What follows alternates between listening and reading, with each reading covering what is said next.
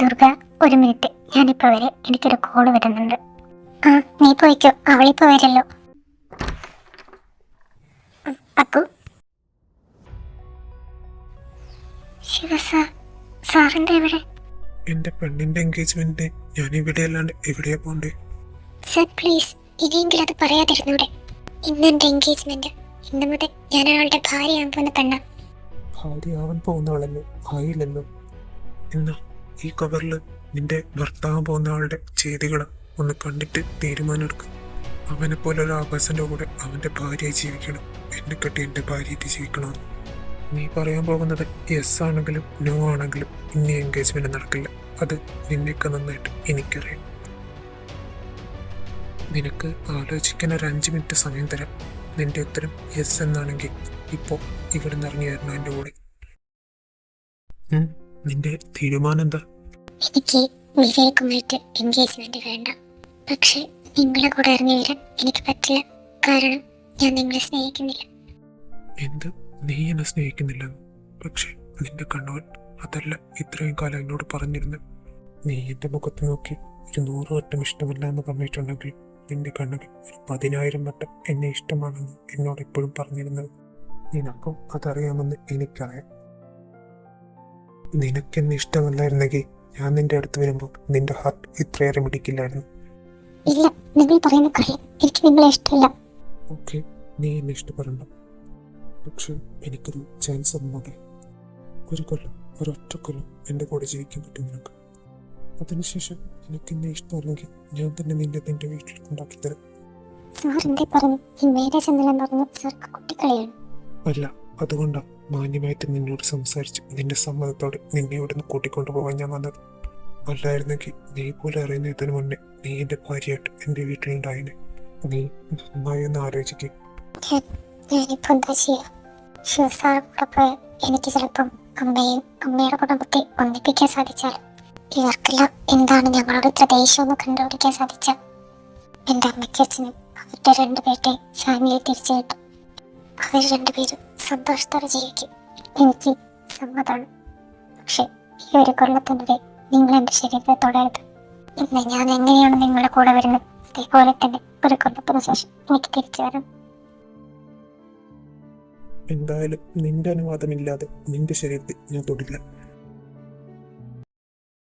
ശക്തി, പോവാം. എന്താ ഏട്ടാ, ആള് വന്നില്ലേ? ഞാൻ സംസാരിക്കട്ടെ അവളോട്. പേട്ടനായിട്ട് ചാടി കളിക്കുന്ന സ്വഭാവമായിട്ട് അവൾ സംസാരിച്ച ശരിയാവില്ല. ഞാൻ പോവാം. ശക്തി, പിന്നിലേക്ക് നോക്ക്. ദുർഗ, നീ നീ ഞങ്ങളെ കൂടെ വരാൻ സമ്മതിച്ചോ?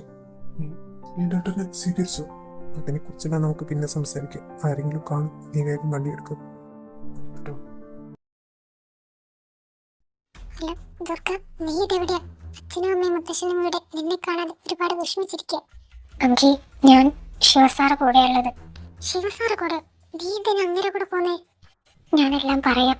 ഇപ്പോ അവിടുത്തെ അവസ്ഥ എന്താ? ഞങ്ങളിപ്പോ ഹോസ്പിറ്റലിലാണുള്ളത്. അച്ഛനും വിളിച്ചനും നിന്നെ കാണാനില്ലെന്ന് പറഞ്ഞ് പോലീസ് സ്റ്റേഷനിൽ കേസ് കൊടുക്കാൻ പോയതാ. ഹോസ്പിറ്റലിലും? നിങ്ങൾ എന്തിനാ ഹോസ്പിറ്റലിൽ പോയത്? അത് പിന്നെ ആ വിവേകില്ലേ, അവൻ നമ്മളെ ചതിക്കായിരുന്നു.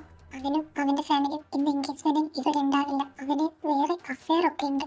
ഇന്ന് എൻഗേജ്മെന്റിന് സമയമാകുമ്പോഴത്തേക്ക് അവളെയും കൂട്ടി ഇവിടെ നിന്ന് ഒളിച്ചാടാനാണ് അവൻ പ്ലാൻ ചെയ്തിരുന്നത്. അങ്ങനെ നമ്മള് എൻഗേജ്മെന്റിന് ചെക്കനില്ലാതെ നാട്ടുകാരുടെ മുന്നിൽ നാണം കെടണം. അത് കണ്ട് അവന് സന്തോഷിക്കണം. നീ കൊണ്ട് അവന്റെ മുഖത്തടിച്ചതിനുള്ള പ്രതികാരമാണെന്ന് അവൻ പറഞ്ഞത്. പക്ഷെ അവൻ ചെയ്ത തെറ്റൊന്നും അവൻ ഓർത്തില്ലല്ലോ. ഞാനിത് കേട്ടപ്പോൾ നേരെ മുത്തശ്ശനോടെ പോയി പറഞ്ഞത്. പിന്നെ മുത്തശ്ശന ആളുകളുടെ മുന്നിൽ നാണം കെടാതിരിക്കാൻ ഇങ്ങനെ ഒരു ഐഡിയ പറഞ്ഞത്. മുത്തശ്ശന് സുഖമില്ലാതെ ഹോസ്പിറ്റലിലാക്കിയത് കൊണ്ട് എൻഗേജ്മെന്റ് മുടങ്ങിയത്. അങ്ങനെ ഇപ്പൊ എല്ലാവരോടും പറഞ്ഞിരിക്കുന്നു. അതെന്തായാലും നന്നായി. നീ ഇപ്പൊ എന്തിനാ ശിവസാർ കൂടെ പോയത്? ഇനി ഈ എൻഗേജ്മെന്റ് മുടക്കാനാണെങ്കിൽ അത് മുടങ്ങിയില്ല. നീ തിരിച്ചു വാ. ഇല്ലടി, ഞാൻ ശിവസാർ കൂടെ പോവാ. അതിന്റെ കാരണമെല്ലാം ഞാൻ നിന്നോട് പിന്നെ പറയും. തൽക്കാലം നീ എന്റെ അച്ഛനെ വിളിച്ച് നടന്ന കാര്യമെല്ലാം പറയണം. ഞാൻ അച്ഛൻ്റെ മകളെ തന്നെ തിരിച്ചു വരുന്നും പറയണം. ഞാനില്ലാതെ സങ്കടപ്പെടരുതെന്ന് പറയണം. നല്ല കാര്യത്തിന് ഞാൻ പോയതെന്ന് എനിക്ക് വേണ്ടി പ്രാർത്ഥിക്കാനും വേണ്ടി പറയണം. ഞാൻ പറയാം. ദുർഗ, കഴിഞ്ഞില്ലേ? പോവാം. നിന്റെ കൂടെ ശക്തിയുണ്ടോ? ഞാനും ശക്തിയും ശിവസാറും കൂടി അവരുടെ വീട്ടിലേക്ക് പോവാ. എന്നാ ശരി, ഞാൻ വിളിക്കാം. അങ്കിനെ വിളിച്ച് പറഞ്ഞില്ലേ, ഇനി പേടിക്കാനൊന്നുമില്ലല്ലോ, നമുക്ക് പോവാം. ശക്തി, പോകുന്ന വഴിക്ക് ഏതെങ്കിലും ക്ഷേത്രത്തിൽ ഒന്ന് നിർത്തോ, എനിക്കൊന്ന് പ്രാർത്ഥിക്കണമായിരുന്നു.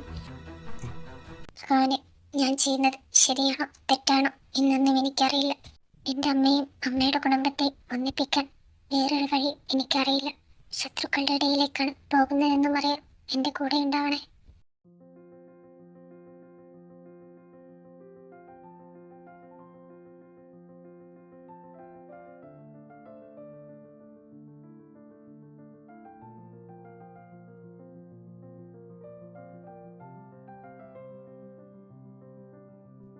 ദുർഗ വീടെത്തി, വാ ഇറങ്ങ.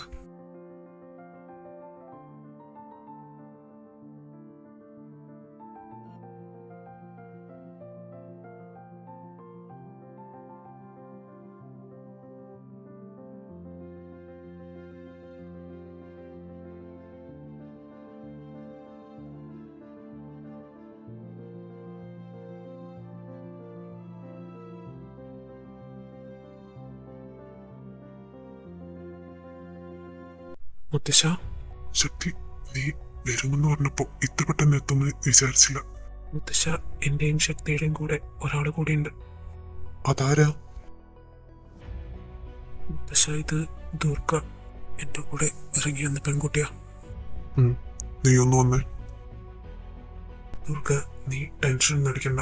മുത്തശ്ശൻ ഒരു ടൈപ്പാ. ആരെയും അങ്ങനെ പെട്ടെന്ന് സ്നേഹിക്കില്ല, അടുപ്പിക്കുകയില്ല. നീ എന്നെ പോലും കണ്ടിട്ട് മൈൻഡ് വെച്ചില്ല. നീ കണ്ടില്ലേ? പപ്പ, ശക്തി, നിങ്ങളെന്താ ഇത്ര പെട്ടെന്ന് വന്നേ? 2 ആഴ്ച എടുക്കാനായിട്ട് ഇനി വരുമെന്ന് പറഞ്ഞു പോയതല്ലേ? പിന്നെ ഇത് പപ്പയ്ക്ക് കണ്ടുപരിചയില്ലല്ലോ. ഇത് ദുർഗ. അടുത്ത് തന്നെ എന്റെ ഏട്ടത്തിയമ്മയും മാറും. ദുർഗ, എന്ത് പറ്റി പപ്പ? ഒന്നുമില്ല. എന്റെ കൂടെ ഇറങ്ങി വന്നെന്ന് പറഞ്ഞിട്ട് ഒന്ന് വിശ്വസിക്കാൻ പറ്റുന്നില്ല. അതെന്താ പപ്പ, ഏട്ടൻ പെണ്ണിനെ സ്നേഹിച്ചോളി. അവന്റെ സ്വഭാവം നന്നായി അറിയുന്ന നീ തന്നെ ഇത് ചോദിക്കണം. പപ്പയുടെ ഡൗട്ട് എനിക്ക് മനസ്സിലായി. കല്ല് പോലത്തെ ഹൃദയം ഇവളെങ്ങനെ പൊട്ടിച്ചു തന്നെ സത്യം പറഞ്ഞ് ഞങ്ങൾക്കും അറിയില്ല. അതറിയണമെങ്കിൽ ചിലപ്പോ ഏട്ടനോട് തന്നെ ചോദിക്കേണ്ടി വരും. അതല്ല, ഇവരെ തമ്മിൽ എത്ര കാലമായിട്ടുള്ള റിലേഷൻഷിപ്പോ? അത് പിന്നെ പപ്പ. ശക്തി, ദുർഗ, ഇതെന്നെ മുത്തശ്ശി. ബാക്കിയുള്ള എല്ലാവരെയും നീ പരിചയപ്പെട്ടു വേണമെന്ന് വിചാരിക്കുന്നു. വാ, നിന്റെ റൂം കാണിച്ചു തരാം. ശക്തി, ഞങ്ങളുടെ കൂടെ വാ, എനിക്കൊരു കാര്യം പറയാനുണ്ട്. അതായിട്ടാ പപ്പ ഇപ്പൊ വരാം. ദുർഗ, നിനക്ക് ഈ റൂം എടുക്കാം. പിന്നെ നിനക്കിടാൻ ഡ്രസ്സൊന്നും ഇല്ലല്ലോ. നീ ഒന്ന് ഫ്രഷ് ആയിട്ട് വാ, നമുക്ക് പോയി ഡ്രസ്സ് വാങ്ങിയിട്ട് വരാം. ശക്തി, നീ എൻ്റെ കൂടെ വാ. ശക്തി, ദുർഗ ആരാണെന്നും അവളുടെ ഫാമിലി ബാക്ക്ഗ്രൗണ്ട് എന്താണെന്നും ഇവിടെ ആരോടും നീ പറയാൻ പാടില്ല. ആരോടും എന്ന് പറഞ്ഞാൽ ആരോടും. അതെന്തേട്ടാ? അവളുടെ ഫാമിലിയെ കുറിച്ച് നിനക്കൊന്നും അറിയില്ല. നീ അവളുടെ ഫാമിലിയിൽ ആരെയും കണ്ടിട്ടുമില്ല, അവളുടെ വീട്ടിൽ പോയിട്ടുമില്ല. പിന്നെ നാളെ രജിസ്ട്രാർ വരും. നിങ്ങളുടെ മാരേജ് രജിസ്റ്റർ ചെയ്യണം. പിന്നെ ഇവിടുന്ന് തന്നെ ചെറിയൊരു മാരേജ്, അത് മാത്രം മതി. വേറെ ആരും വേണ്ട, നമ്മൾ മാത്രം. ആയിട്ടാ, രാഹുൽ, അവനോടും അശുതോഷങ്ങളിനോടും വരാൻ പറ. ആയിട്ടാ. എന്തോ ഒരു ധൈര്യത്തിലായി ഇവിടേക്ക് കയറി വന്ന്. പക്ഷെ ഇവിടെ എത്തിയപ്പോ കയ്യും കാലും മറച്ചിട്ട് വയ്യല്ലോ. ദുർഗ, നിന്നോടൊരു കാര്യം പറയാനുണ്ട്. എന്താ? നാളെ നമ്മുടെ മാരേജ് റെഡി ആയിരുന്നു. സാർ, അത് പേടിക്കണ്ട. ഒരൊറ്റ കൊല്ലം, നിന്റെ ലൈഫിലെ ഒരൊറ്റ കൊല്ലം മാത്രമേ ഞാൻ നിന്നോട് ചോദിക്കുന്നുള്ളൂ. 1 കൊല്ലത്തിനുള്ളിൽ നിനക്കെന്നെ ഇഷ്ടപ്പെടാൻ പറ്റിയെങ്കിൽ ഞാൻ തന്നെ നിനക്ക് ഡിവോഴ്സ് തരാം. ഇനിയും എന്നെ വിശ്വാസമായില്ലെങ്കിൽ ഈ കോൺട്രാക്റ്റിൽ എല്ലാ കാര്യങ്ങളും ഉണ്ട്. വായിച്ചു നോക്കി സൈൻ ചെയ്. ഇതെന്താ? നിന്നോട് നേരത്തെ പറഞ്ഞത് തന്നെ. 1 കൊല്ലം ഭാര്യ ഭർത്താക്കന്മാരെ ജീവിച്ചു കൊള്ളാമെന്നും അതിനുശേഷം പരസ്പര സമ്മതത്തോടെ ഡിവോഴ്സ് നൽകാമെന്നുള്ള എഗ്രിമെന്റാ. ഇതിൽ ഞാൻ ഒപ്പിട്ടിട്ടുണ്ട്, താനും ഒപ്പിടണം.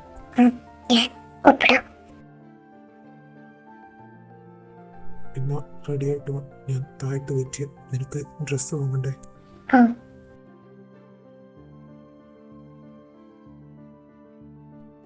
ഭഗവാനെ, എന്റെ അച്ഛനോടും അമ്മയോടും ഒരു വലിയ തെറ്റ ഞാൻ ചെയ്യുന്നത്. ഏതൊരച്ഛനും അമ്മയ്ക്കും സ്വന്തം മകളുടെ വിവാഹം എന്ന് പറഞ്ഞ ഒരു വലിയ സ്വപ്നമാണ്. അവരുടെ ആ സ്വപ്നമാ ഞാൻ ഇല്ലാതെയാക്കുന്നത്. ഒരുപക്ഷെ ശിവസാറിന് എന്താണ് ആവശ്യം അത് ഞാൻ കൊടുത്ത. ചിലപ്പോ എന്റെ അച്ഛനോടും അമ്മയോടുള്ള ദേഷ്യം ഇവർക്ക് കുറഞ്ഞാലും.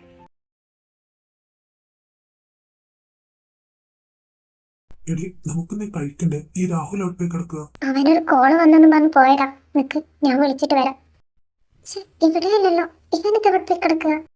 ശിവസ്, രാഹുൽ, താനെന്താ ഇവിടെ? അവരെല്ലാം താഴത്താണല്ലോ ഉള്ളത്. സർ, അത് ഞാനൊരു കാര്യം ചോദിച്ച സാറ് സത്യം പറയണം. എന്താ സാർ എന്തിനാ കോളേജ് ലെക്ചറായിട്ട് ഈ നാട്ടിലേക്ക് വന്നത്? ഈ ചോദ്യം ഞാൻ നിന്നോട് തിരിച്ചു ചോദിച്ചാലോ? നിന്നെ എന്തിനാ മുത്തശ്ശൻ ഇങ്ങോട്ടേക്ക് പറഞ്ഞയച്ച്? നിനക്ക് ഓർമ്മയുണ്ടോ കാര്യം? അല്ലെങ്കിൽ അതും മറന്നോ? അത് നിന്നോട് ഒരുപാടൊന്നും ചെയ്യാൻ മുത്തശ്ശൻ പറഞ്ഞില്ലല്ലോ. അവളുടെ വഴിയെ നടന്ന് അവളുടെ ഫാമിലി ബിസിനസ് നടക്കുന്ന തന്നെ അത് മാത്രം കണ്ടുപിടിച്ച് പറഞ്ഞ് തന്നെയാണല്ലോ എന്നോട് പറഞ്ഞത്. എന്നിട്ട് കഴിഞ്ഞ 5-8 മാസമായിട്ട് എന്നെ ഒന്ന് വിളിച്ചാൽ പോലും ഫോൺ എടുക്കണം. എന്താ നിനക്കെന്ത് പറ്റി?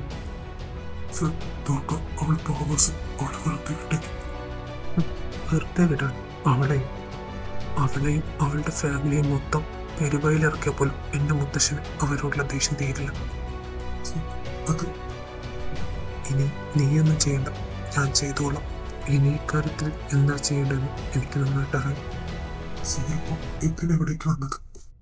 ഇപ്പൊ വന്നത് ചെറിയൊരു കാര്യം നേടിയെടുക്കാൻ വേണ്ടിയിട്ട്. എന്റെ മുത്തശ്ശിയുടെ പേരുള്ള സ്വത്തുക്കൾ അതെനിക്ക് തിരിച്ചു നേടിയെടുക്കാൻ വേണ്ടി മാത്രം. മുത്തശ്ശിയുടെ സ്വത്ത്? മുത്തശ്ശി മരിക്കുന്നതിന് മുന്നേ മുത്തശ്ശിയുടെ പേരുള്ള സ്വത്തുക്കൾ മുത്തശ്ശി എന്റെയും ദുർഗയുടെയും പേരിലായി എഴുതി വെച്ചേക്കുന്നു. പക്ഷെ ആ സ്വത്തുക്കൾ ഞങ്ങൾ ആർക്ക് കിട്ടണമെങ്കിലും ഞങ്ങൾ പരസ്പരം വിവാഹം കഴിച്ചിരിക്കണം. ഞങ്ങൾ രണ്ടുപേരുടെ മാരേജ് കഴിഞ്ഞ് 1 കൊല്ലം കഴിയാതെ ആ സ്വത്തുക്കൾ വേറെ ആളുടെ പേരിലേക്ക് മാറ്റാൻ സാധിക്കില്ല. അതുകൊണ്ട് ഞാൻ അവളെ അങ്ങ് കെട്ടാൻ തീരുമാനിച്ചു.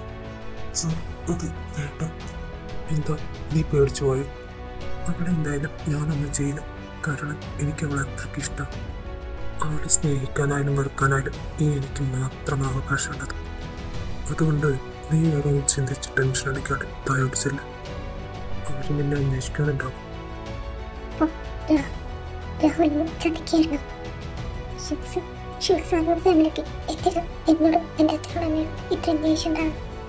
അതിന് മാത്രം എന്ത് തെറ്റാ എന്റെ അച്ഛനും ഇവരോട് ചെയ്തേ?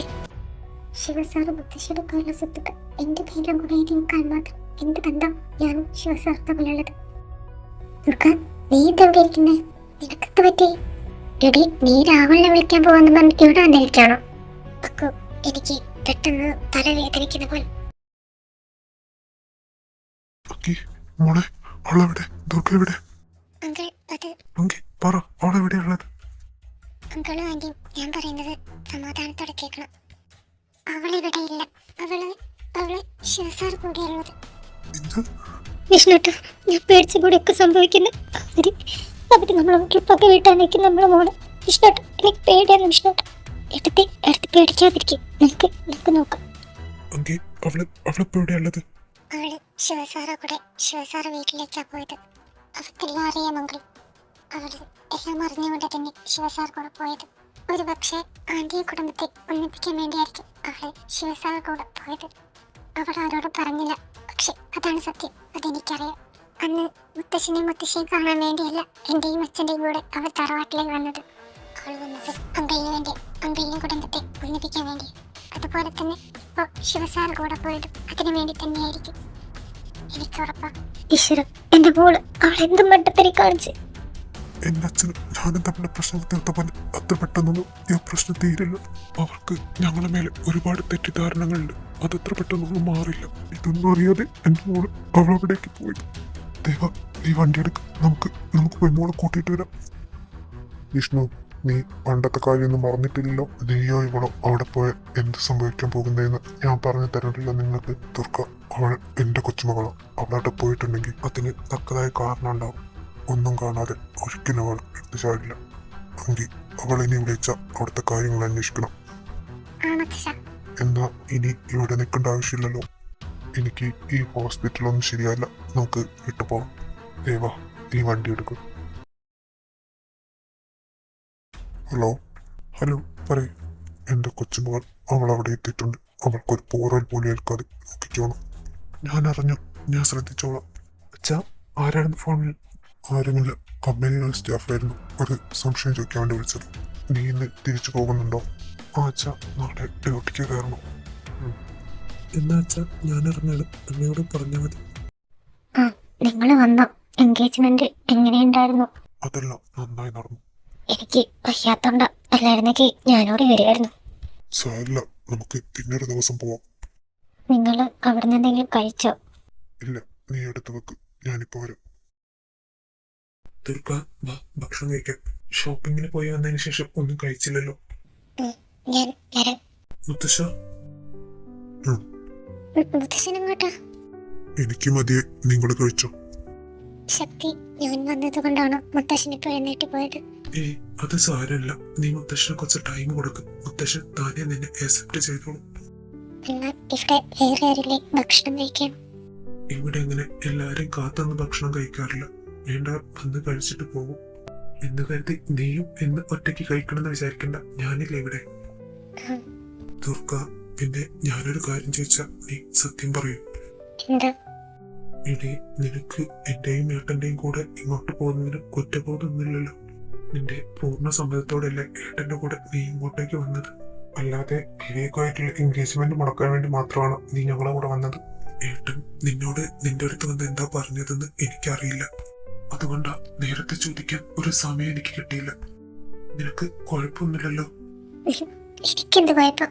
എനിക്കൊരു കുഴപ്പമില്ല. പിന്നെ അച്ഛനും അമ്മയും വിട്ടു പോകുന്നതിന്റെ ചെറിയൊരു വിഷമം, അത്രേ ഉള്ളൂ.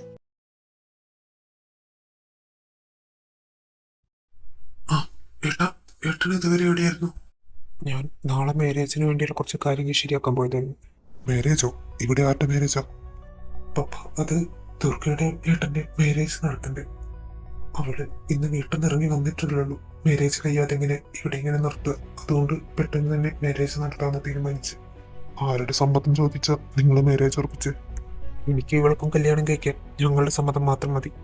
അതിൽ മൂന്നാമതൊരാളുടെ സമ്മതം ഞങ്ങൾക്ക് രണ്ടുപേർക്കും ആവശ്യമില്ല. അപ്പോൾ ഇവളുടെ ഫാമിലി, അത് ഞങ്ങൾ രണ്ടുപേരുടെ ഇടയിലുള്ള പ്രശ്നമാണ്. അത് ഞങ്ങൾ തന്നെ പരിഹാരം കണ്ടോളാം. പിന്നെ നാളെ 10 മണിയാകുമ്പോൾ രജിസ്ട്രാർ വരും. മൂത്ത മകൻ്റെ കല്യാണം കാണാൻ താല്പര്യമുള്ളവർക്കൊക്കെ ഇവിടെ നിൽക്കാം. ഇനി വിളിച്ചില്ല അറിഞ്ഞില്ല എന്ന് വേണ്ട. ദുർഗ, ഇക്കാര്യത്തിൽ നീ ഇടപെടണ്ട. നീ കഴിച്ചില്ലേ? വാ എൻ്റെ കൂടെ.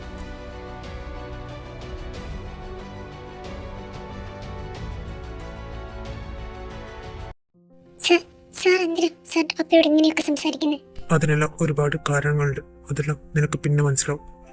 എന്നാലും സ്വന്തം അച്ഛനല്ലേ, അച്ഛനോട് ഇങ്ങനെയൊക്കെയാണ് സംസാരിക്കുക? ഞാൻ അങ്ങനെയാ സംസാരിക്കുക.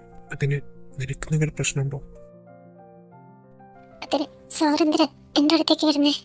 എനിക്കെന്താ നിന്റെ അടുത്തേക്ക് വരാൻ പറ്റില്ലേ? ഒരു മിനിറ്റ്. ശക്തിയായിരുന്നു. എന്നാ നിങ്ങൾ സംസാരിക്കും, ഞാൻ പുറത്തു പോയാരാം. ദുർഗ, ദുർഗ, താനിത് കണ്ടൊന്നും വിഷമിക്കരുത്. ഏട്ടനും പപ്പയും പണ്ട് മുതൽക്ക് ഇങ്ങനെ. ഞാൻ ചോദിച്ചാൽ അവർ രണ്ടുപേരും എന്നോടത് പറയുകയില്ല. സോ ആ കാര്യം ഇനി ഏട്ടനുമായിട്ട് സംസാരിക്കരുത് താൻ.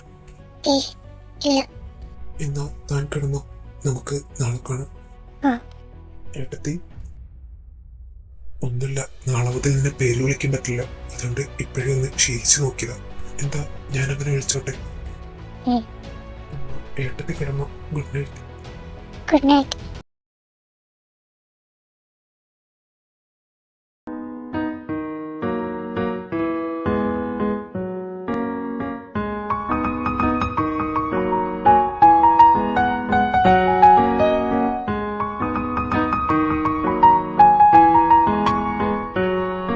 നീ ഇറങ്ങിയോ? Good night. ഇത് നിനക്കുള്ള എൻ്റെ ഒരു ഗിഫ്റ്റാ. ഈ സാരി ഉടുക്കണം. നാളെ നീ എൻ്റെ ഭാര്യയാണ്.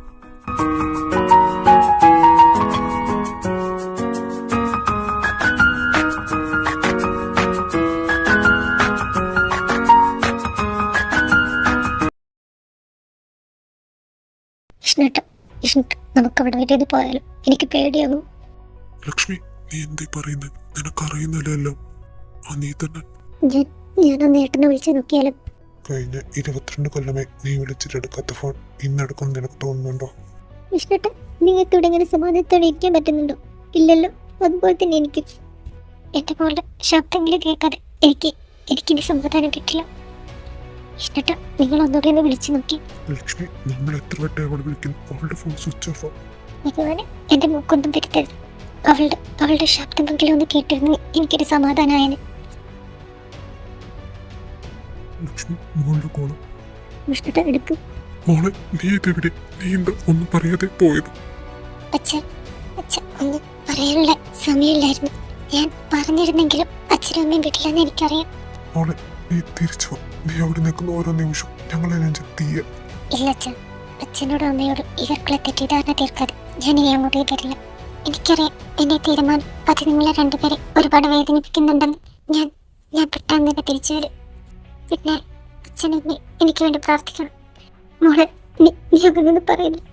എന്നാ ശരി അച്ഛൻ, നേരെ ഒരുപാട് ലേറ്റ് ആയില്ലേ, ഞാൻ പിന്നെ വിളിക്കാം. മോളെ വെക്കില്ല വെച്ചോ വിഷ്ണുട്ടോ. സാരല്ല, എല്ലാം ശരിയാ. എല്ലാം നല്ലതിനു വേണ്ടി എന്ന് വിചാരിക്കും.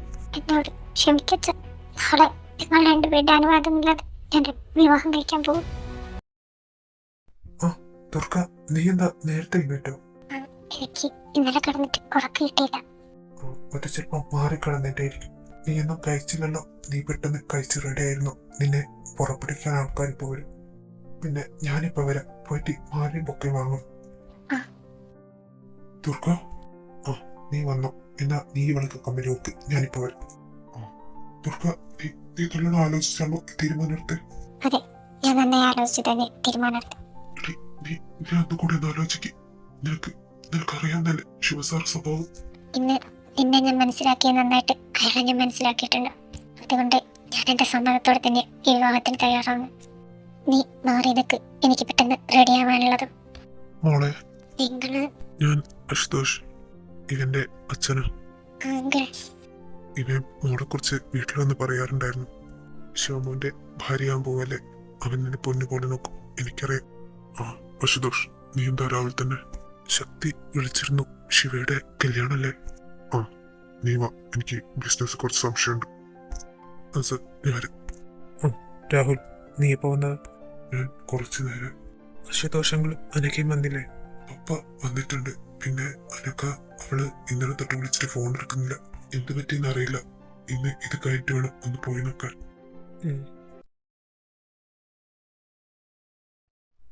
നമുക്ക് ചടങ്ങിലേക്ക് കടക്കാം. വരനും വധവും വരും. ഇവിടെ ഒപ്പിടണം. ആദ്യം വരൻ, പിന്നെ വധു.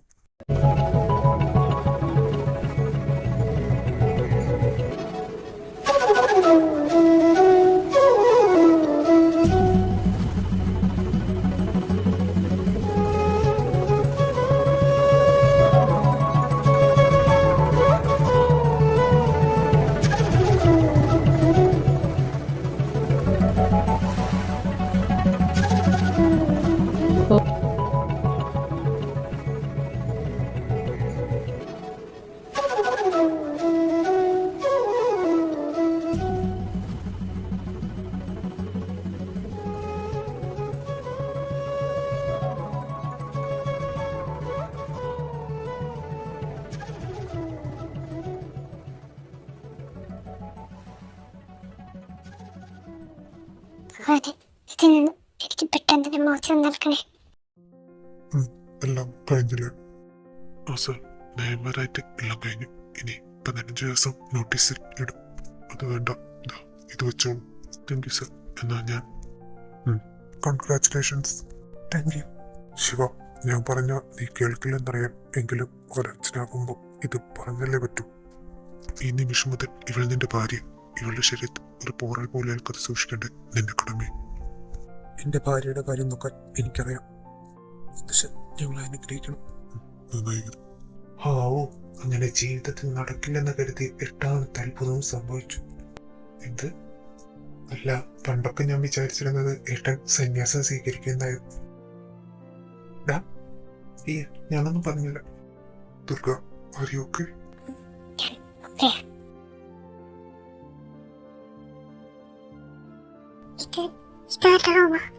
മോളെ, മോളെ, ആ റൂം തുറക്കാൻ നോക്കണ്ട. പറ്റില്ല. ആ റൂം ശിവ ലോക്ക് ചെയ്ത് പോയതാ. അതെന്തിനാ ഈ റൂം ലോക്ക് ചെയ്തേ? അവന്റെ കുറച്ച് പഴയ സാധനങ്ങളും അവന്റെ പെയിന്റിങ്സും ഒക്കെ അതിന്റെ അകത്തുള്ളത്. ഞാൻ പപ്പയോട് ഒരു കാര്യം ചോദിച്ച. ദുർഗ, നീ എന്താ ഈ റൂമിന്റെ മുന്നിൽ? Come with me. ദുർഗ, ഇന്നലെ നിന്നോട് ഒരു കാര്യം കൂടി പറയാനുണ്ടായിരുന്നു. നീ ഇന്ന് കണ്ട റൂം, ആ റൂം തുറക്കാനോ അതിനകത്ത് കയറാനോ ശ്രമിക്കരുത്. അതെന്താ അതിനകത്ത് കയറി? ഞാനിപ്പോ നിങ്ങളുടെ ഭാര്യയല്ലേ. ഈ വീട്ടിൽ എവിടെയും പോയി നിങ്ങളെ പോലെ ഇപ്പൊ എനിക്ക് അവകാശമുണ്ട്. ഓ, അപ്പോ ഇത്ര പെട്ടെന്ന് എന്റെ ഭാര്യ എന്നെ അംഗീകരിച്ചു. താലി കെട്ടിയപ്പോ ഞാൻ വിചാരിച്ചിരുന്നത് ഈ താലിക്ക് നീ ഒരു വിലയും കൽപ്പിക്കില്ലെന്ന്. എന്റെ ഈ കഴുത്ത് കിടക്കുന്ന താലി അതിനെ ഞാൻ ബഹുമാനിക്കുന്നുണ്ട്. പക്ഷെ നിങ്ങൾ എന്ന ഭർത്താവിനെ അംഗീകരിക്കാൻ എനിക്കിപ്പോഴും സാധിച്ചിട്ടില്ല. ഈ താലിയെ ബഹുമാനിച്ച നീ എന്നെ അംഗീകരിക്കും, എനിക്കറിയാം.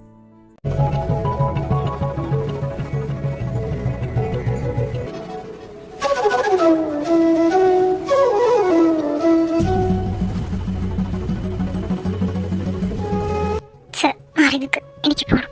സാറോ? ഇന്നലെ വരെ നിനക്ക് ഞാൻ എൻ്റെ സാറായിരുന്നു. ഇന്നു മുതൽ ഞാൻ നിന്റെ ഭർത്താവ്. ശിവേട്ട് അങ്ങനെയാണ് വിളിക്കാൻ. എന്റെ മനസ്സുകൊണ്ട് ഞാൻ നിങ്ങളെ അംഗീകരിക്കുന്നവരെ ആ പേരിട്ട് നിങ്ങളെ ഞാൻ വിളിക്കില്ല. നീ എന്നെ വിളിക്കും.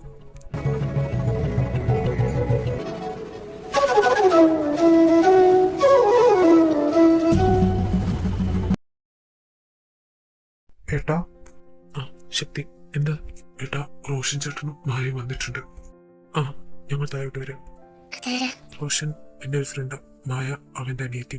ഞാൻ താഴോട്ടേക്ക് പോവാം, താൻ താഴോട്ടേക്ക് എഴുതേണ്ടി വാ. അല്ലാതെ നേരത്തെ ചെയ്തത് തുടരാനാണ് നിനക്ക് താല്പര്യമെങ്കിൽ. വേണ്ട, നമുക്ക് പോവാം. റോഷ. ആ ശിവ, സോറിടാ, ഞാൻ കുറച്ച് നേരത്തെ ഇറങ്ങാൻ നോക്കിയതാ. പെട്ടെന്നൊരു ക്ലൈന്റ് വന്നു, അതുകൊണ്ടാണ് ലേറ്റ് ആയത്. അത് സാരല്ലടാ. മായ. ചേട്ടാ. ആ ഉഷ, ഇത് ദുർഗ. ദുർഗ, ഇത് റോഷൻ, ഇത് മായ. ഹായ്. ഞാൻ ആഗ്രഹിച്ചിട്ട് നേടിയെടുക്കാൻ സാധിക്കാത്ത സ്ഥാനം നീ നേടിയെടുത്തത്. മായ. സോറി ഏട്ടാ, മനസ്സിലുണ്ടായിരുന്നത് തുറന്നു പറഞ്ഞു, അത്രേ ഉള്ളൂ. അത് പിന്നെ ദുർഗ, ഏട്ടനും മായയും തമ്മിലുള്ള എൻഗേജ്മെന്റ് പണ്ട് ഉറപ്പിച്ചതായിരുന്നു. പിന്നെ ഏട്ടനായിട്ട് തന്നെ അത് വേണ്ടെന്ന് വെച്ചതാ. ശിവ, സോറിടാ. ഇറ്റ്സ് ഓക്കേടാ, നീ ഒന്ന് വന്നേ. മായ, ഞാനിപ്പോ വരാം. ഇവിടുന്ന് വേണ്ടാത്തൊന്നും എന്നെടുക്കരുത്. ശിവേന്റെ പെണ്ണെന്ന് പറഞ്ഞപ്പോ ഞാൻ കുറച്ചുകൂടെ ഒരു ഭംഗി പ്രതീക്ഷിച്ചിരുന്നു. You are looking average. ഇത് മായക്ക് അസൂയില്ലാത്തോണ്ട് തോന്നുന്നു. എന്റെ അടുത്ത് അമ്മയെ കാണാൻ നല്ല ഭംഗിയുണ്ട്. വാട്ട്? പണ്ട് നീ എന്നെ വിളിച്ചത് ഏച്ചി എന്നല്ലായിരുന്നു, ഇപ്പോഴെന്താ പേര്? പണ്ട് ഞാൻ വിചാരിച്ചത് നീ എന്റെ ഏട്ടത്തിയാവുന്ന, പക്ഷെ ഇപ്പൊ എനിക്ക് ഒറിജിനൽ ഏട്ടത്തി കിട്ടില്ലേ. പിന്നെന്തിനാ ഞാൻ നിന്നെ ഏട്ടത്തി വിളിക്കുന്നു? ശക്തി, മായ നമ്മളെ ബെസ്റ്റ്, സോ റെസ്പെക്ട്. ശിവ, സോറിട്ടാ, അവളങ്ങനെ സംസാരിക്കാൻ ഞാൻ കരുതിയില്ല. നീ അതൊക്കെ അവിടെ. ഞാൻ പറഞ്ഞ കാര്യം എന്തേ? മാരേജ് കഴിഞ്ഞ സ്ഥിതിക്ക് ഇനി ഒരു കൊല്ലം കഴിയാതെ ഒന്നും ചെയ്യാൻ കഴിയില്ല. ഒരു കൊല്ലത്തിന് ശേഷം ഡിവോഴ്സ് ആകുന്നതിന് മുന്നേ സ്വത്തുക്കളെല്ലാം നിന്റെ പേരിലൊക്കെ എഴുതിയെടുത്ത സ്വത്തെല്ലാം നിനക്ക് കിട്ടും. അതുകൊണ്ട് അവളോട് ഇടപഴകുമ്പോൾ സൂക്ഷിക്കണം. നിന്റെ സ്വഭാവം അറിയുന്നോണ്ട് പറഞ്ഞാവും. അവള് ഒപ്പിട്ട് തരാതെ നിനക്ക് സ്വത്തുക്കളൊന്നും കിട്ടില്ല. അത് ഞാൻ എങ്ങനെയെങ്കിലും അവളെ കൊണ്ട് ഒപ്പിടിച്ചാ. അപ്പോൾ ഒരു കൊല്ലം അവളെൻ്റെ കൂടെ ഉണ്ടാവും. പിന്നെ ഞാൻ തന്ന പേപ്പേഴ്സിൽ അവൾ സൈൻ ചെയ്തു. യെസ്, അതൊക്കെ ഞാൻ ഇന്നലെ ചെയ്യിച്ചു. അവളത് വായിച്ചില്ലല്ലോ. ഒപ്പിടാൻ വേണ്ടി കൊടുത്തപ്പോൾ എന്നോട് ചോദിച്ചു എന്താണെന്ന്. ഞാൻ ഒരു കൊല്ലത്തേക്കുള്ള മാരേജിൻ്റെ കോൺട്രാക്റ്റാണെന്ന് പറഞ്ഞ് ഒപ്പിടിച്ച്. അവൾക്കറിയില്ലല്ലോ ഒരു കൊല്ലം കഴിഞ്ഞാൽ ആ സ്വത്തുക്കളെല്ലാം എൻ്റെ പേരിലേക്ക് തരാമെന്നുള്ള സമ്മതപത്രത്തിൽ അവൾ ഒപ്പിട്ടതെന്ന്. പിന്നെ ആ പേപ്പേഴ്സ് നിന്റെ കൈ സുരക്ഷിതമായിരിക്കണം, മറ്റൊരാളുടെ കൈകളിലെത്തരുത്. ആ, ഞാൻ സൂക്ഷിച്ചോളാം. പിന്നെ നീ തന്ന വാക്ക് മറക്കരുത്. ഒരു കൊല്ലത്തിന് ശേഷം അവൾ ഡിവോഴ്സ് ചെയ്തതിന് ശേഷം എൻ്റെ അനിയത്തി വിവാഹം കഴിക്കാൻ നീ എനിക്ക് ഇന്ന വാക്ക് തന്നത്. എൻ്റെ ജീവിതത്തിൽ ഒരു പെണ്ണ് മാത്രമേ ഉണ്ടാവും, അത് അവളായിരിക്കും. എന്നാ ശരിടാ, ഞങ്ങൾ ഇറങ്ങട്ടെ. ഡാ, അവളോട് ഇക്കാര്യമൊന്നും പറയണ്ട. ഇല്ലടാ, ഞാൻ പറഞ്ഞിട്ടില്ല. ശിവ. മുത്തശ്ശ. എന്തായി കാര്യങ്ങൾ? എല്ലാം ശരിയാക്കും മുത്തശ്ശ. പിന്നെ ശിവ, നീ എന്നാ തിരിച്ചു പോന്നേ? ഒരാഴ്ച ലീവ് എടുത്താ വന്നത്. ഞായറാഴ്ച ഞങ്ങളെല്ലാവരും പോകും. നീ എവിടേക്ക് പോയ കാര്യങ്ങളെല്ലാം കഴിഞ്ഞിട്ടില്ലേ? ഇനി എന്തിനാ അങ്ങോട്ടേക്ക് പോകുന്നത്? ദശ, ഒരു കൊല്ലം കഴിയാതെ ഒന്നും ശരിയാക്കാൻ കഴിയില്ല. അതുകൊണ്ട് അവളെ അതുവരെ നമ്മുടെ കൂടെ തന്നെ നിർത്തണം. പിന്നെ ശക്തിയുടെയും അവളുടെയും അവസാന സമ്മ വരാൻ പോകുന്നത്. അവരവിടെ തന്നെ പഠിച്ചോട്ടെ. നീ അവളെയും കൊണ്ടുപോകുന്നുണ്ടോ? ആ മുത്തശ്ശ. കോളേജിൽ നിന്നായാലും വീട്ടിൽ നിന്നായാലും നിന്റെ ഒരു കണ്ണ് അവളിലുണ്ടാവണം. അവളിനി വിഷ്ണുവായിട്ടും ലക്ഷ്മിയായിട്ടും അധികം നടക്കാൻ പാടില്ല. അത് നമുക്ക് ദോഷവും. ഇല്ല മുത്തശ്ശ, ഞാൻ ശ്രദ്ധിച്ചോളാം. എന്നാ നീ കിടക്കുന്നില്ല, ചെന്ന് കിടക്കും. ആ മുത്തശ്ശ, ഞാൻ പോകും. Good night. Good night. Durga, നിന്നെ വിട്ടുകൊടുക്കാൻ എനിക്ക് കഴിയുന്നില്ല, അതുപോലെ നിന്നെ സ്വന്തമാക്കാൻ എനിക്ക് കഴിയുന്നില്ല.